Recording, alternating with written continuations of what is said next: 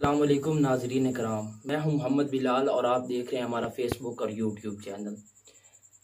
नाजरीन कराम, सितंबर 1965 की सुबह तक कौन जानता था कि तारीख के सीने पर जुर्रत और अजमत की नाकाबिले फरामोश कसीदे दर्ज होने को हैं। किसे मालूम था कि सरजमीन पाक हिंद ला इलाहा इल्लल्लाह मुहम्मदुर रसूलुल्लाह के मानने वालों की हैबत और हैबत से दहलने वाली है। और किसने तसव्वुर किया था कि ममलिकत खुदादाद की हिफाजत के वास्ते बूढ़े बच्चे और जवान अपने सीनों से ऐसी दीवारें ताने खड़े हैं कि दुश्मन का किस्सा तमाम हो जाएगा। और फिर 6 सितंबर 1965 की सुबह रेडियो पाकिस्तान गूंजता है और सदर पाकिस्तान चीफ एडमिनिस्ट्रेटिव सदर अयूब खान अपनी कौम से एक पुरइत्मीनान अंदाज से मुखातिब होते हैं और ऐलान करते हैं कि नाजरीन कराम, पाकिस्तान पर इंडिया ने हमला कर दिया और पाकिस्तानी फौज अल्हम्दुलिल्लाह उसका दिफा कर रही है। उसके बाद क्या होता है, पाकिस्तान के कोने कोने में एक एक जगह पे वो नाकाबिले फरामोश कारनामे सरंजाम होने लगते हैं जो आज तक वर्ल्ड गिनीज बुक में दर्ज हैं। जी, तो सियालकोट से पाकिस्तान के निडर पायलट MM आलम ने 1 मिनट में भारत के 5 जहाज सरे जमीन कर दिए और इसी तरह पाक फौज के पायलटों ने एक एक मिनट अपने मुल्क और अपनी कौम की हिफाजत में गुजारा। पाक फौज के पायलटों ने वक्त पर और एक एक मिनट अपनी मुल्क और कौम की हिफाजत के लिए गुजारा।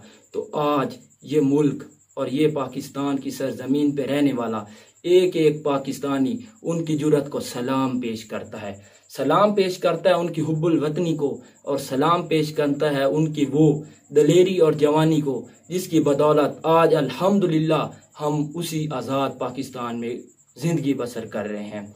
उधर मेजर अजीज भट्टी की क़यादत में पाक फौज के जवान RRL लिंक नहर के ऊपर भारतीय टैंकों के सामने एक ऐसी शीशा पिलाई दीवार साबित हुए कि उनको पार करना उनका एक ख्वाब ही रह गया।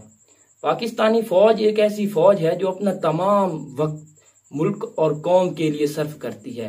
प्रोपेगेंडे इसके ऊपर बहुत होते रहते हैं, लेकिन पाकिस्तानी फौज ने हमेशा मुल्क और कौम के लिए सोचा है। बहुत सी सियासी पार्टियां इसको अपनी तंकीद का निशाना बनाती हैं, लेकिन पाकिस्तान फौज एक मुनज़्ज़म और अच्छी फौज है जिसे एक फौज कहलाने का हक भी हासिल है। इस तरह पाकिस्तान की फौज ने 1965 की जंग में वो कारनामे सरंजाम दिए जो आज तक वर्ल्ड गिनीज बुक के ऊपर दर्ज हैं। मैं आपको इसका कारनामा एक दिखाता हूं कि 1965 की जंग में मेजर अजीज भट्टी की क़यादत में पाकिस्तान अफवाज के जवानों ने अपने जिस्म की ऐसी फसील खड़ी कर दी कि टैंकों को उसका गुजरना महाल कर दिया। वतन के इन गैवर जवानों ने दुश्मन की 120 टैंकों के आगे अपने जिस्मों के ऊपर बारूद के बाम बांधकर उनको जहन्नम वासिल कर दिया, उन फौजियों को। और आज तक वो दिन और चोंडा का मकाम उनकी फौजियों के लिए और उनके टैंकों के लिए कब्रिस्तान बना हुआ है। तो इसी तरह और यूं नाश्ता करके लाहौर की सड़कों पर अपनी फौज से सलामी लेने के बाद लाहौर जम खाना में जान से जान टकराने के लाल बहादुर शास्त्री के ख्वाब चकनाचूर हो गए और हमारे जवानों ने ये ख्वाब चकनाचूर किए। अब बात करते हैं अफवाज पाकिस्तान की, जो हमेशा से इस मुल्क की हिफाजत के लिए काम करती आई है और करती रहेगी। इसके ऊपर बहुत से अनासिर प्रोपेगेंडा भी करते हैं और पाकिस्तान फौज को उसकी तनज़ली का शिकार करने की कोशिश करते हैं, जिसमें रा और मुसाद का हमेशा से किरदार है। लेकिन अल्हम्दुलिल्लाह अफवाज पाकिस्तान एक प्रोफेशनल फौज है जो अपने मुल्क और कौम के लिए हमेशा से दिफा करना जानती है और करती रहेगी। इंडिया और इंडिया के वासियों के लिए बस यही पैगाम है कि अगर उन्होंने 1965 वाली गलती दोबारा की तो फिर याद रखना वो पहले वाले हथियार भी नहीं है।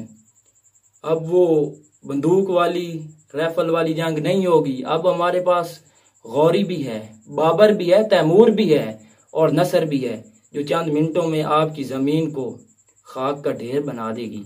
दिल्ली और पटना की जो बुलंद वाला आपकी इमारतें हैं वो चंद मिनट में गौरी का गैज़ो गज़ब का निशाना बन जाएंगी।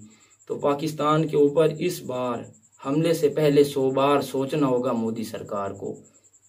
अब पाकिस्तानी फौज और पाकिस्तान का बच्चा 1965 की तरह अपने मुल्क की हिफाजत करना जानता है। और अल्हम्दुलिल्लाह अगर ऐसा वक्त पाकिस्तान की फौज के ऊपर या मुल्क और पाकिस्तानियों के ऊपर फिर आया तो फिर पाकिस्तानी दिखाएंगे कि हम कैसे मुहिब्बुल वतन हैं और अपनी कैसे मुल्क की हिफाजत करना जानते हैं।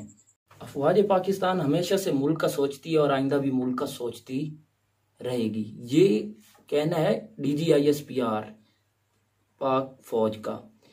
तो मेरा तमाम सियासी पार्टियों से बस यही गुजारिश है कि खुदारा अपनी सियासत में मुल्क का नुकसान न करें। ये ना हो कि हमें 71 वाले हालात का दोबारा से सामना करना पड़े। खान साहब आपसे भी मेरी गुजारिश है कि आप एक बड़े पार्टी के सदर हैं और एक आप मकबूल लीडर हैं और आप ही इस मुल्क को आप नहीं संवारना है, तो आप इन चंद लुटेरों और करप्ट माफिया के हाथों इस तरह के बयानात देने से गुरेज करें। ये लोग शुरू से ही अफवाज और मुल्क के मुखालिफ हैं। इन्होंने सरेआम इस मुल्क को और इस फौज को तमाशा बनाया है और बाहर से बैठ के बनाते आए हैं, लेकिन ये मुल्क अब आपकी जिम्मेदारी है। इस मुल्क को आपने संवारना है और इस मुल्क के बच्चे बच्चे को आपकी ज़रूरत है। जो वक्त के तनाजुर में आप इसको बदलना है, आपने इनके अरमानों के ऊपर हाथ रखना है।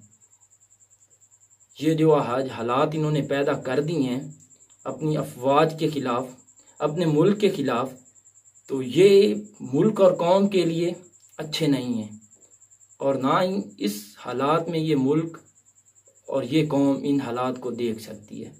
आप एक बड़ी पार्टी के सदर हैं और बड़े लीडर होने का सबूत दें। इनकी बातों को छोड़ें, आप इनकी बातों को छोड़ें, आप लिख के रख लें। आने वाला वक्त आपका है। लोग अब जान गए हैं, लोगों में अब शऊर आ गया है, लोगों ने को पता चल गया है कि इस मुल्क के असल वारिस कौन है और कौन मुखालिफ है। अब आपने साबित करना है और आपने लीडर बन के दिखाना है। अब मुल्क को आपकी ज़रूरत है। बार बार इस बार पे जोर यही है कि आप इनको छोड़ें, आपका इनसे मुकाबला नहीं है। ये आपसे कद में भी बहुत छोटे हैं। वो है ना कि शाम ढलती है तो छोटे कद वालों के साए लंबे होने शुरू हो जाते हैं, तो वो लोग हैं। इन्हें चंद दिन का तख्त मिल गया है, इनके कद लंबे हो गए हैं, तो इन्हें इनकी हाल पे छोड़ें। आए मुल्क का सोच।